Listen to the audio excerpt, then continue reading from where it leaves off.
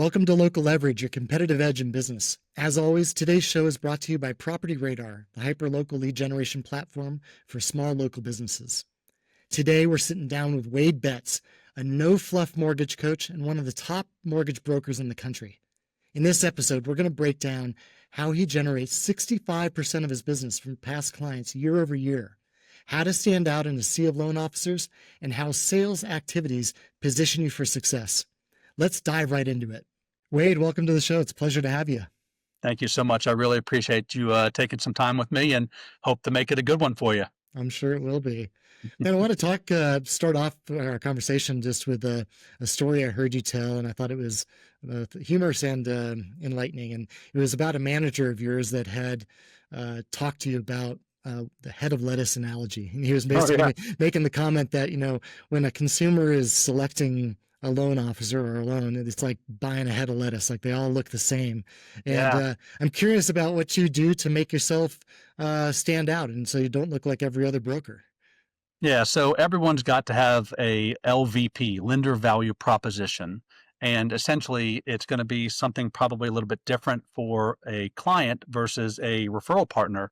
And so when that coach asked me, what my LVP was at the time, I thought she was joking, and she's like, "No, I'm serious. Go right now. Give me your elevator speech." And I bombed it.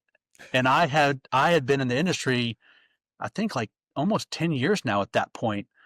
And she's like, "Oh, like you need to work on that." And she was kind, but she's like, "Because from where I sit, you look like every other mortgage banker out there."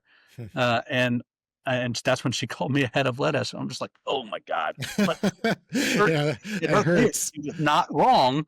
And I wasn't a spring chicken. Like I had closed hundreds of millions of dollars in volume by then.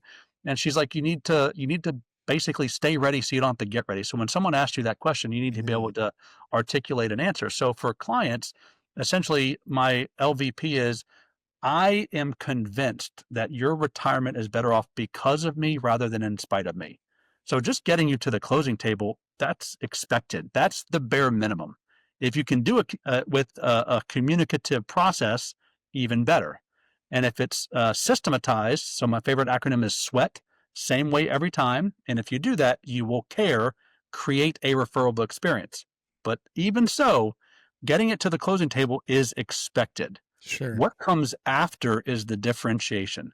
Because right now in mortgage, all these mega servicers out there, the Mr. Coopers of the world, they're coming after your past clients. So if you don't have a rock solid post-closing client retention system, you've lost.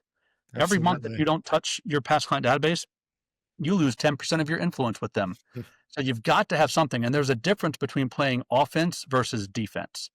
So you need a mixture of both. And so essentially the key, the linchpin for all of this, the whole your retirement is better off because of me rather than in spite of me, like you have to do an annual financial review with your clients, not an annual mortgage review. No one with a 3% rate thinks they need a mortgage review, but they need a financial review because most of America doesn't have their financial house in order.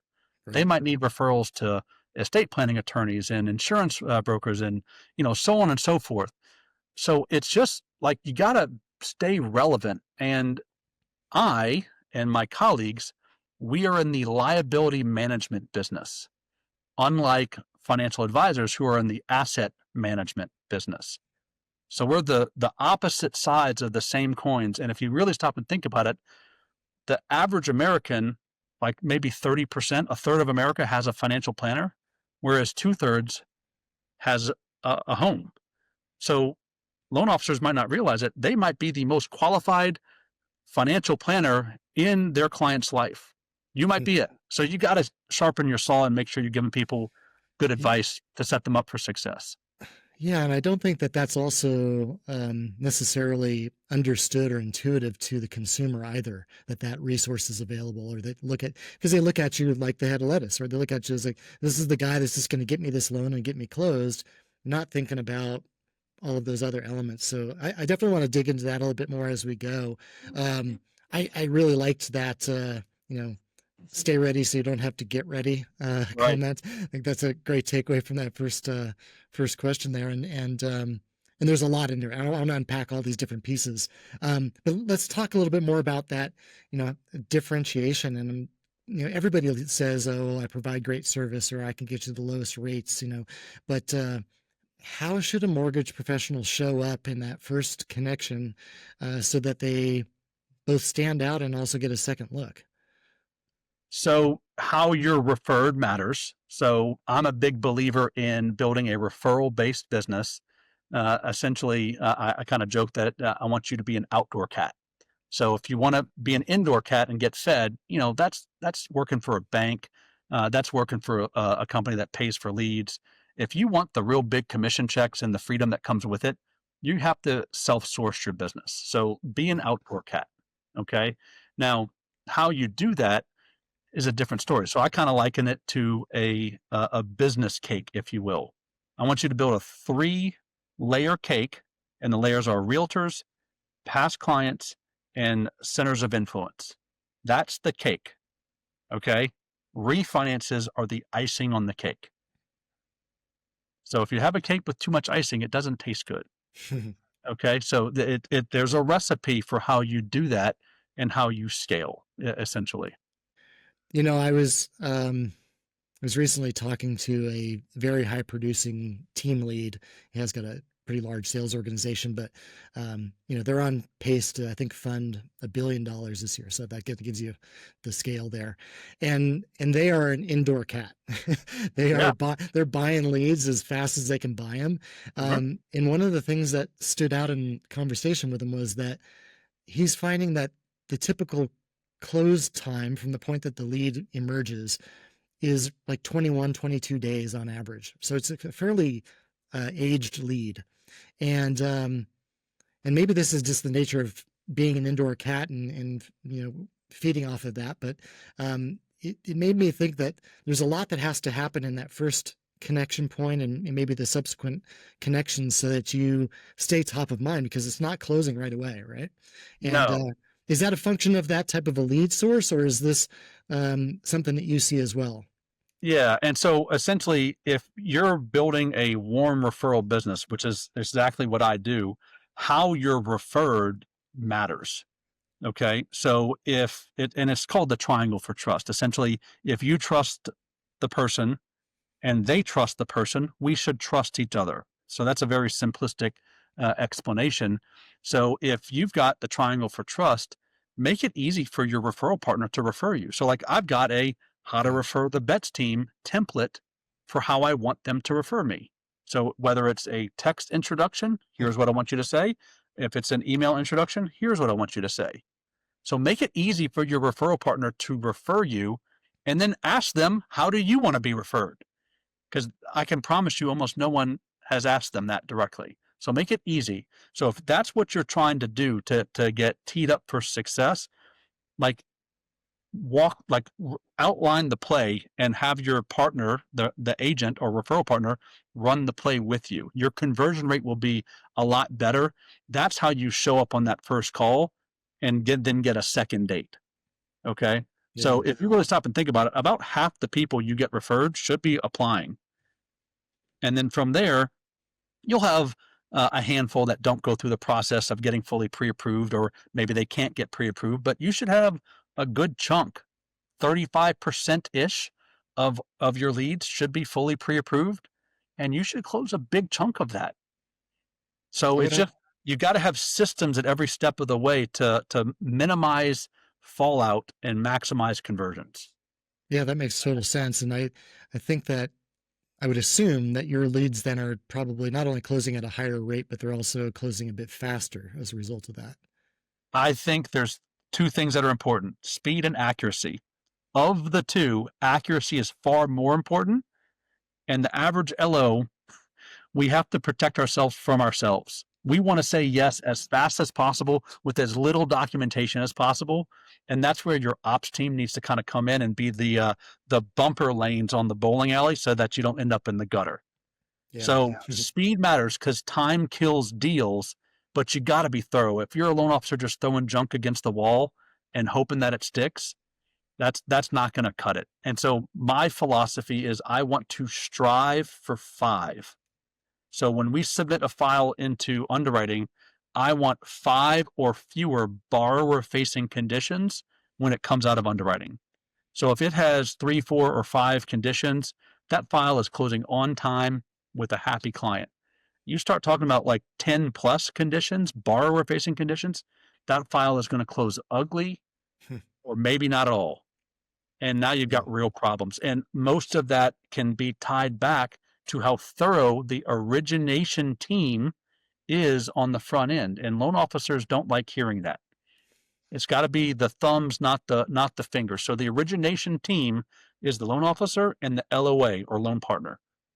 Those individuals create the origination team, and it's the job of the origination team to turn in a complete file. And if you do that and you strive for 5, everything's going to pan out just fine. Like your business will be great. You'll get 5-star reviews. You'll get repeat business. But if you do a sloppy job on the front end, it's going to show, and you're going to have a hard time getting repeat business. Yeah. I think it's really cool too that you're going so far back upstream to even help your referral partners refer you in the way you want to be positioned. I mean, that is very fundamental, but it's also something that I bet that most people do not do. And No, the type of lead that you receive out of that is got to be greatly differentiated from something that you're just going to go buy. I'm not a big fan of buying leads, but I know that there's people that run their business entirely on it and have successful businesses. But the concept of generating higher quality leads that are going to ultimately have a better close rate and faster close just feels so much more controllable to me. I agree. I prefer to build a referral based business, but make no mistake, I'm trying to build a brand and attract people to me from the consumer. I mean, Yep. but that doesn't happen overnight. And so, just so we're crystal clear, what it takes to really generate a lot of consumer direct leads is YouTube. You've got to be consistent with YouTube. 2 long form videos per week for years is what it takes. Okay. But Yeah. that's the future money. The right now money is working the phones, seeing people face to face, breaking breads, events, gratitude. But you got to be a modern loan advisor as well and create content, engage with people, slide into DMs. You have to be engaging if you want engagement. Yeah, yeah. I think that, we tend to talk about this in kind of hunter-gatherer terms. Yeah. So like the gathering to me is like, I'm just going to go buy leads. I'm going to find whatever scraps are laying around. I'm going to pick them up and feed off of those. Hunting is, let me find the targeted individuals that can feed me today. And Uh-huh. then to your point, this kind of longer term nurturing or farming is maybe where you're establishing brand and establishing trust. And Exactly. and there's an evolution there, right? And to your point, those all that YouTube activity or content generation uh, is great, but it's not going to feed you tomorrow. It's going to take a long time and a lot of effort. And I think a lot of people underestimate how much energy and time that takes. I'll tell you right now, like I'm right this second doing 2 YouTube videos per week. It took me 7 or 8 months before I got my very first lead. So, like, most loan officers are not going to spend 6 to 12 months of doing 2 videos per week. So, like, 50 to 100 videos before you get your first lead. Like, Yeah, you don't have the attention span for that. right. But then what happens is year 2, it starts to become a little bit relevant. Year 3, it's a major pillar of your business. So the people that I look up to that are further down the road in that journey than I am, that are getting better results, it's only because they've been doing it longer and have been consistent longer. So I'm not above being jealous or envious of other people's businesses, but it doesn't mean I'm just going to sit here and do nothing either. So like I'm reaching out to people that are ahead of me, asking them questions. And at the same time, like I've got people reaching out to me because I'm further down the road than they are. So I find that the people that are really good at what they do, they're more than willing to share if you reach out. Yes, absolutely. There's another thing in that I think is really important to pull out, which is as you look towards the people that you are aspiring to become, or that maybe are your mentors in those Mhm. spaces. Um, one of my coaches says, like, don't look at what I'm doing now. Look at what I was doing 3 to 5 years ago and emulate that, right? Because you can't just make some quantum leap and be where I am. And Yeah. so I think that's also part of the game in terms of like that content creation and content publishing. So Yeah, I've got 2 different time blocks on my calendar, one for content planning, the other for content filming. So it is not the same mindset that you have to be in to do either of those things. So to do both in one sitting, it never turns out well. So I've got 2 separate time blocks. yeah, smart. I Yeah. think it's also different mental space, right? When you're Right. doing the planning and the thinking about it versus the actual delivery of it. So 100%. let's talk a little bit about, I mean, this kind of hunting, gathering, farming thing, and I want to dig into the hunting in particular. So, when we're talking about I need business now, I mean, beyond the referrals, where should LOs be looking for new opportunities? Are there markets or signals or consumer situations that you find that some originators are just overlooking? I mean, if I was a brand new loan officer today, and this is very simplistic advice, so it's a lot more nuanced, and just because it's easy for me to say doesn't mean it's easy to do. But the play is you should be working up to making 200 dials per week. You need to go to 1 industry event per week, and you should go to 5 open houses per weekend. Now, I like targeting open houses where the sales price is 500,000 to a million, and I usually focus on a specific zip code, and I'm trying to identify qualified agents. So the definition of that is going to vary across the country. In my market, that's probably 6 to 8 buyer sides a year, and I'm trying to find listing agents that meet those buyer agent criteria. Now, even with all the good planning, half the time the listing agent that's listing the property is not the one sitting the open house, and that's okay. You're just trying to meet as many people as possible because, again, you're new in this scenario. But it's hard to make 200 dials per day. Yep. I mean, you're talking about 40 dials a day, all every day of the week. So it takes time to build it up to that. But you can also start with your sphere. So there's an app. I'm going to do this live for you here. So if you go to Cove Export, it's going to scan my phone. So I've got 7,000 plus people in there. I'm going to export it. And it's going to give me an option to email myself a CSV file of all the data on my phone. So that app, Cove Export, I think it's like a $5 app. So it's not free, but it's nearly free. Cheap, yeah. So the reality is most of us, this is our CRM, especially when we're first starting out.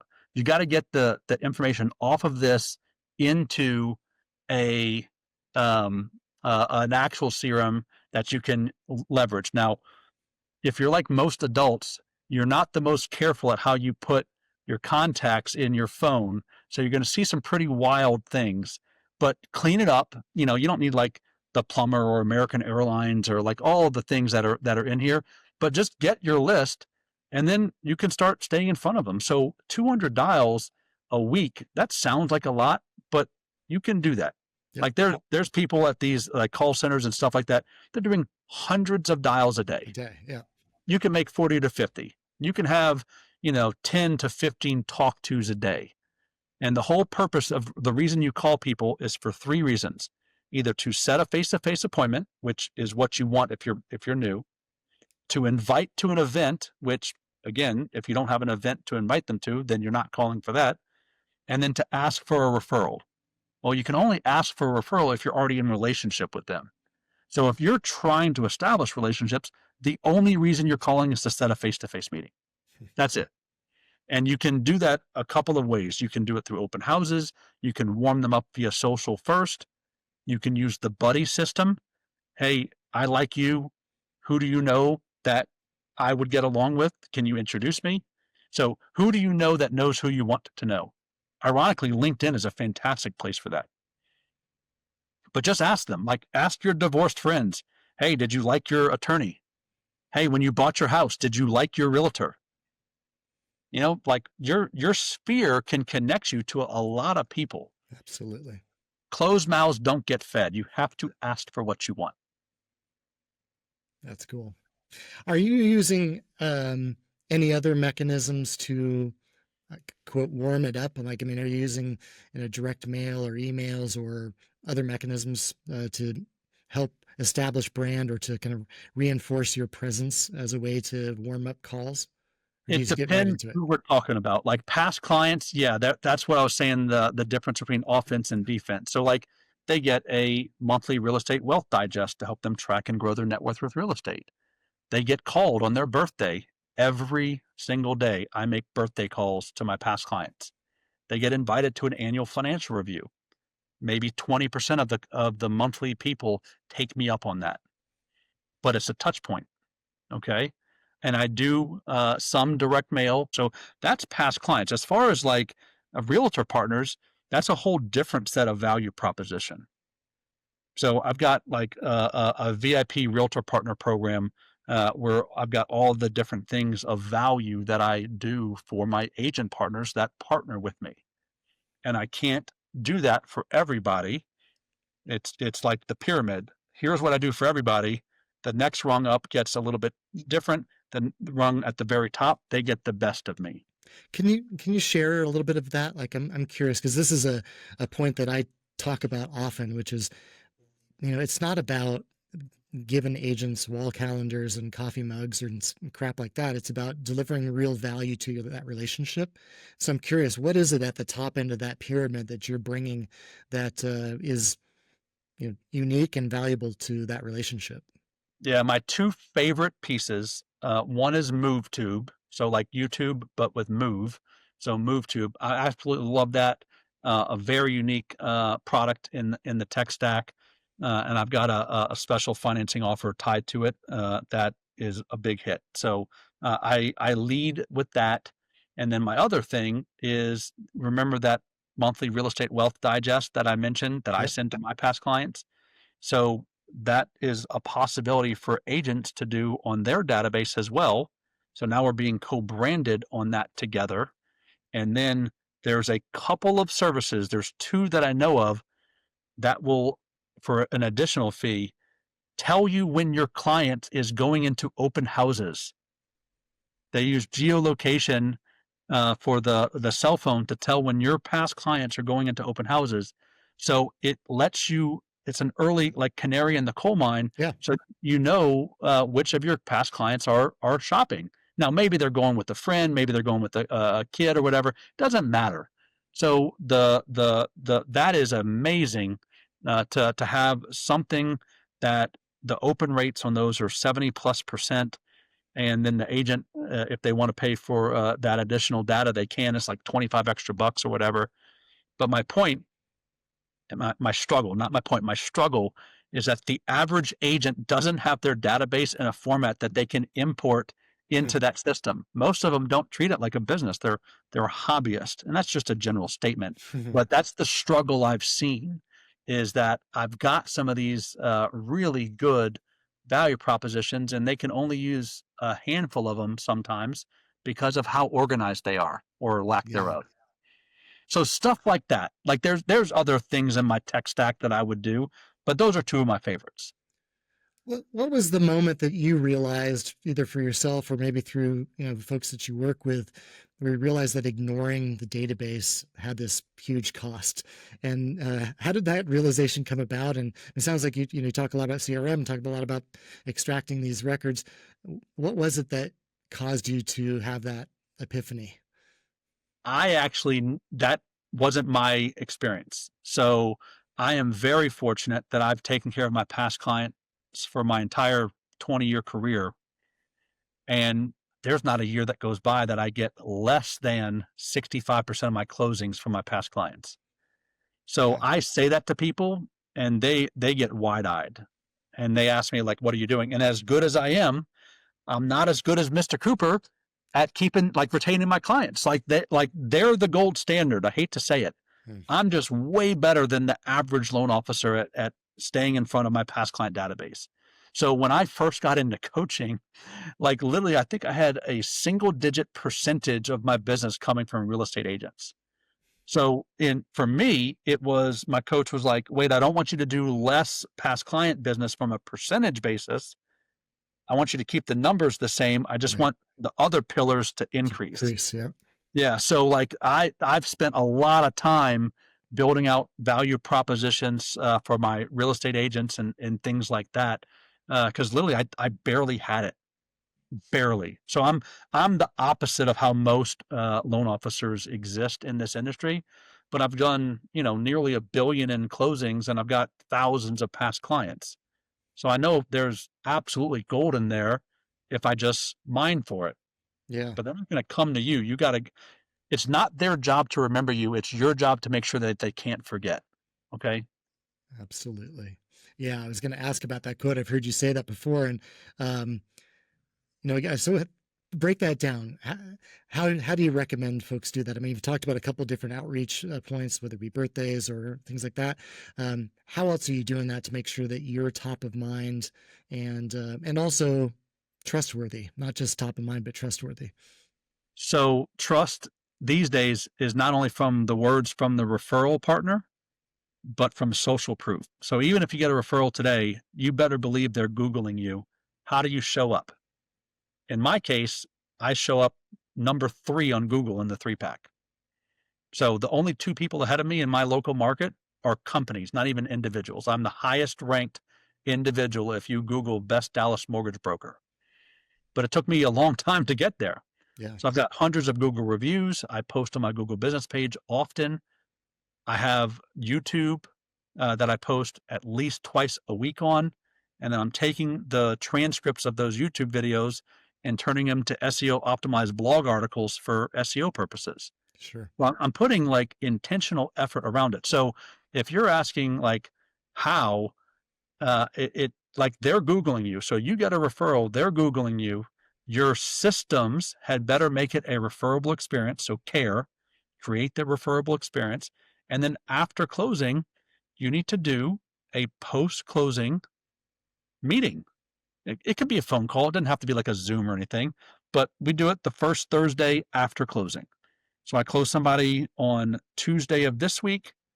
They're getting a call from me. Well, next Thursday, essentially. Yep. Okay. So, and that's going to be explaining to them what comes next. Now that you're closed, any last second questions, you've had time to hopefully move in. Don't forget about that 5-star review. It would really mean a lot to me and my family if you'd put some kind words together for me. And then here's what happens next. You're going to hear from me from time to time. You're going to get this email, the monthly real estate wealth digest to help you track and grow your net worth with real estate. I don't say it's a home bot or a home IQ or a newsletter. A monthly real estate wealth digest to help you track and grow your net worth with real estate. You will love it. And so they get that every month. They hear from me on their birthday and they hear from me for their annual financial review. Now, would I love to make quarterly phone calls to them as well? Yeah. I don't have the bandwidth to do that for thousands of people. So like some days for real, it's a struggle just to do birthday calls. I'm sure. Like yesterday I had 10. Today I only have 2. Like, you get the idea. So it's a lot. Absolutely. I love the fact that on the reviews, and the reviews are super critical.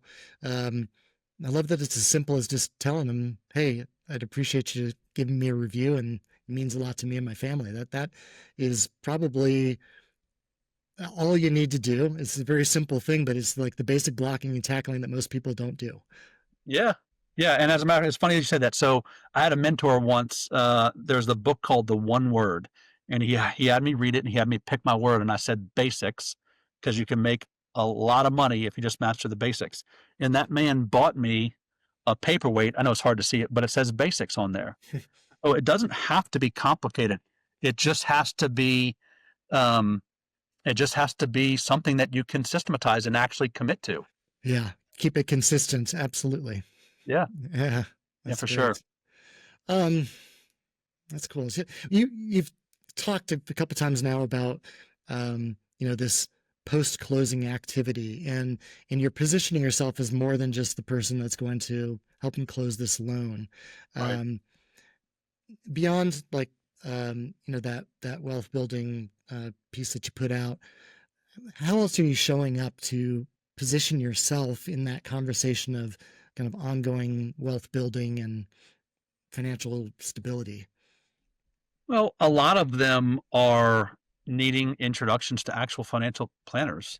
Um, Most of America doesn't have their wills put together. Like they need estate plans, they need all this kind of stuff. So you can be more than just the mortgage broker or the loan officer. You should be more. That's the bare minimum. So essentially, if you're helping them build wealth, you should be telling the story. So like I've got a subscription to Reader, and so I can tell when my clients' homes are hitting the market, Yep. and it tells me, hey, they bought here, they're listing it here. That's a multi-$100,000 gain, and the annual ROI is, I think the last one that I did about this was like 16% a year. And it's like, how, where else in America are you getting the that kind of return? And the key here is it's cool that happened, but if I don't talk about it, then did it really happen? If a tree fell in the woods, did it really happen? So one of my friends challenged me. She's like, Wade, do you love your clients? I'm like, yeah, of course. And like, does your social reflect that? It's like, sometimes. She goes, does it? No. So it's like, so you gotta work that in. So you gotta story tell how you're helping build wealth. I've got another friend of mine, his entire goal is to build $1 billion of net worth for his clients. So he tracks it, and it's like, remember like the old school like thermometers that track like the fundraising goals? Yeah. Tracks it, and he gives updates every year.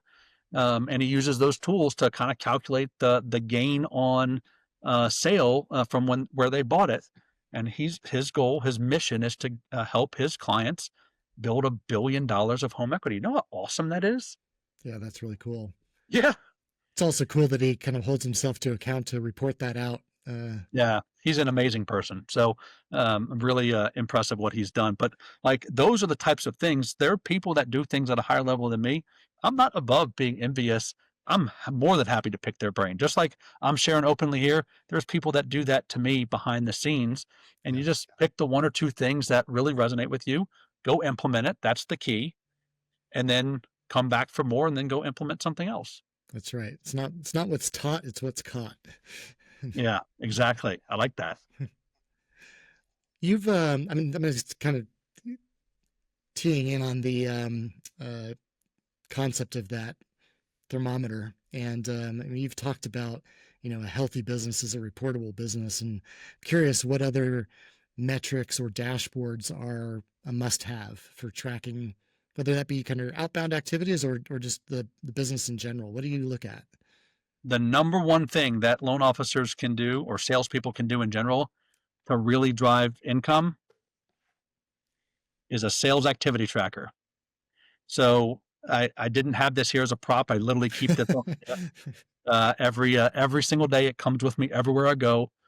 I have completed a sales activity tracker every day of every week of every month of every year since January of 2015. So I do have all of them saved in a binder in my closet back there. Um, and that's the type of consistency over years that it takes to build a great business. And what I find is the loan officers that track their sales activity far outperform those that don't. And even though you might still have the ups and downs, what you're getting is higher highs and higher lows. So your business is going like this. You're still going to have the ebbs and flows, but the key, the number one thing people could do to drive more income is just track your sales activity with the goal of doing a little bit better each and every week. So it's the Darren Hardy compound Right. effect of doing it. What is it that you're tracking as activities? The big three, like because it's pretty big form. Okay. The big three are number of dials, number of talk tos, Okay. and the number of face-to-face appointments booked, Okay. essentially. So those are the main ones. I'm sure you have secondary measures, but that's the three that really are the indicator of, am I Yeah. on track for success? So you can see my rent is due every day poster right Yep. behind me.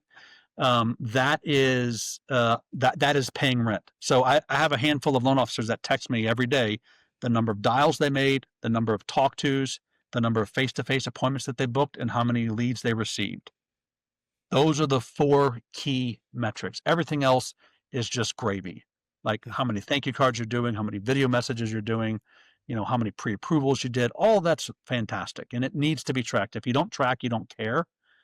But if you're really looking for the bare minimum of what to track, those four. Gotcha. Cool. This concept you just mentioned about kind of getting 1% better every week. What are some examples of small daily improvements that can lead to massive results for LOs? I mean, sticking to your power hour for one, hitting your theme day every day is another. Not getting distracted in your files. That's another thing. Like a lot of LOs feel like they have to be the one to do everything. Hmm. They have to pre-approve them. They have to do the document chasing. You don't have to do any of that. Like I kind of joke that if it involves a portal, it's not my job anymore. Now, to your point earlier, that wasn't what it was like in the beginning, Right. but that's what it evolved to. So like there's systems and structure in place now to where the loan officer should stick to their circle of genius, which is making the phone ring.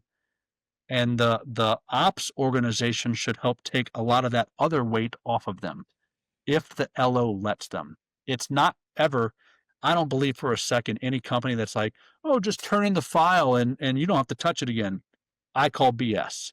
Okay. But the reality is they should take the heavy lifting off of the loan officer so that the loan officer can go get that next deal.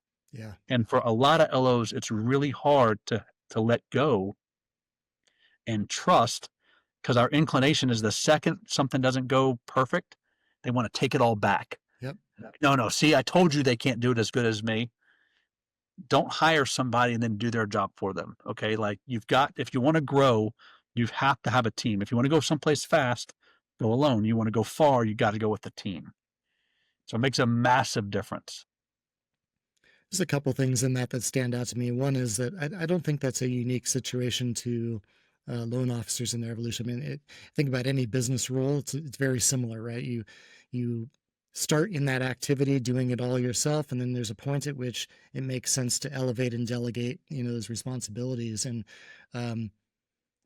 one, you probably can find somebody that can do it better than you're doing it, and two, there's this concept of where do you apply your time, where do you get the most leverage? And so if your leverage is in finding and closing opportunities, then it makes no sense at all for you to be doing all this administrative activity. You need to figure out how to not only delegate it out, but delegate it to somebody who can improve on what you were doing. It's funny you phrase it that way. So I run my business off of the 4 Ds. I either do it myself, delegate, defer, or delete. So the delegation piece, that needs to happen during a daily team meeting. So every day you need to be meeting with your team. If you're a team of one, just yourself, you still need to have a start time to your day and then essentially map out your must do's for the day. Yeah.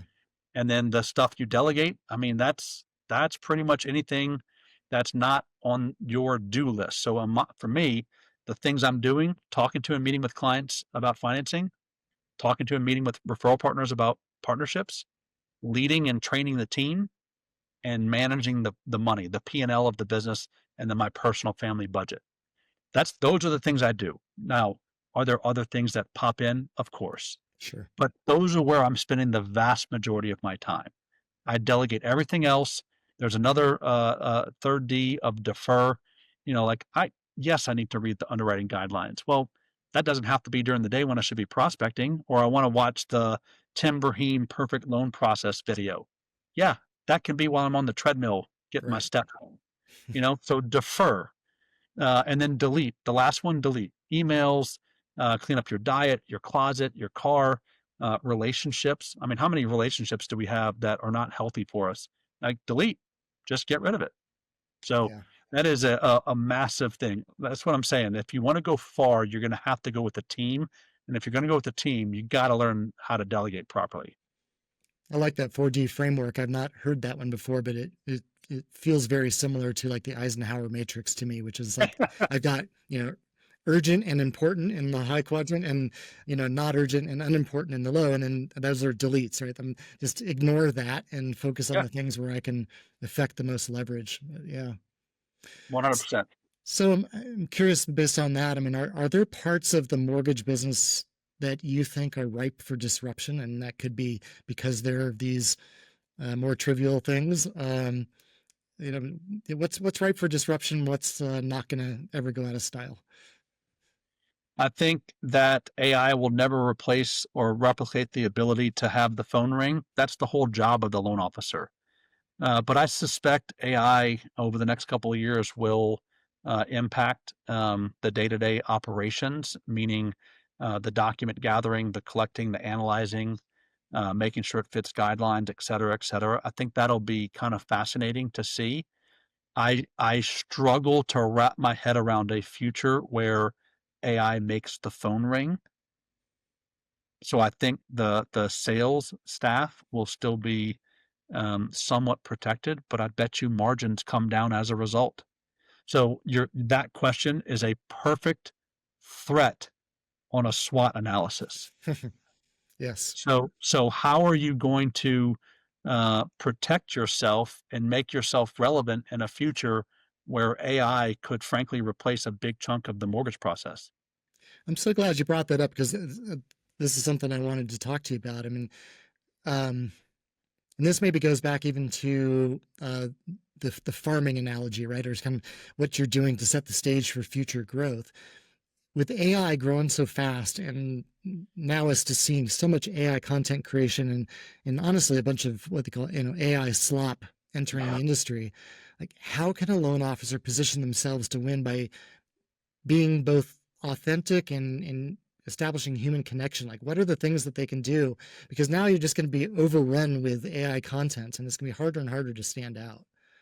See, I don't know that I agree with that. I Okay. think because there's going to be so much content, I think the authentic human piece will stand out. I think that the a human experience will become a premium service in the future. I don't know. I could be wrong, but here's the thing about doing a SWOT analysis. You analyze that with the what ifs, and then you put pieces in place to combat that. So I'll give you an exact example from my own business. Last year, when the NAR settlement was coming down the pipe, and remember the sky was falling, and buyers agents aren't going to exist anymore. I literally thought to myself, as part of a SWOT analysis exercise, what if I wake up one day and buyers agents don't exist? Like, how am I going to provide for my family if that's the case? Right. I guess I better figure out how to provide value to listing agents. Well, that's easier said than done. How the hell am I going to do that? And that's where I ended up with the MoveTube recommendation. And so what I did was I went down that path, I built that pillar. And so the whole point of this exercise is if you're right, now I'm way ahead of the curve. I've got market share, I'm insulated. Yeah, maybe I struggle when it happens, but like I'm fine. My family's still being fed. Whereas the rest of the industry would wake up in a panic, like, oh shit, what am I going to do? Well, if I'm wrong, well, now I've just built this other pillar to my business, and now my business is better than ever. So if anyone is not doing a SWOT analysis, you 100% should do a SWOT analysis and just ask ChatGPT to help you. I was just going to ask you how many folks you think are actually doing SWOT analysis. I suspect Almost you are none. the minority. Almost none. And as a matter Yeah, of fact, I had a mentor of mine basically told me, he's like, Wade, I love that you do it. He's like, you should do it twice a year. Do it every yeah. 6 months. Oh, okay. Because I usually just do it like right now during the very tail end of the year when I'm doing my business planning and marketing planning for the next year. But yeah, SWOT analysis. Don't sleep on it. It's a great exercise. It's a great one. In fact, it's funny you bring it up because I we're getting ready for our annual planning, and certainly we do our SWOT analysis as a company. But I also this year asked each of my departments to do a SWOT analysis on their own department, and just use that as a conversation point so we can get in and really start to understand where do we have liabilities, where do we have great opportunities, and I think it's an amazing tool. So I'm happy you brought it up. Well, I'm tell you, I was talking to another mentor of mine, and this was a year ago actually, and we were going through the SWOT, and he literally says with the threats, he's like, "What about your marriage?" And I'm like, "What about my marriage?" Like I got a little defensive, and he's like, "Well, if you got a divorce, it would be devastating for your business, right?" I'm like, "Oh yeah, I'd be an absolute wreck." He's like, "So that's a threat.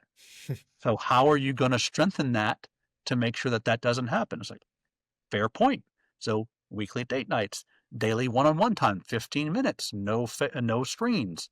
Like, and then he's like, "What about your health?" And I'm like, again, like, what about my health? He's like, "If you got really sick, like that would Yeah. hurt your business, right?" And I'm like, "Yeah." He's like, "What are you going to do about it?" It's like, okay, trainer 3 times a week, 10,000 steps a day, track my calories. So it's and he was the very first mentor I've ever had in my 20-year career that tied the decisions that I'm making in my personal life to my business. So when every other SWOT analysis I ever did was all business this, business that. But he's like, no, no, no. Your personal life absolutely matters and affects your business. So if it's a threat and it bleeds over to business, it's a threat. So like put contingency plans in place to neutralize the threats and then amplify your strengths. Yeah. Okay, Yeah. good point, Coach. Thanks. Yeah, and I think that the threat section in a SWOT is also really intended to be kind of these external factors that are outside of your control in many cases, and Right. so I think giving those consideration is really valuable. Yeah, Yeah. it certainly was, and it was very eye-opening, and it's really kind of shaped my year this year because again, that was literally December of last year, and it helped me put things into place this year that I probably wouldn't have focused on otherwise. I got one last question for you before we wrap. So let's put you in front of a room of originators that are preparing for 2026. Mhm. What's the first lesson you would put on the whiteboard for them?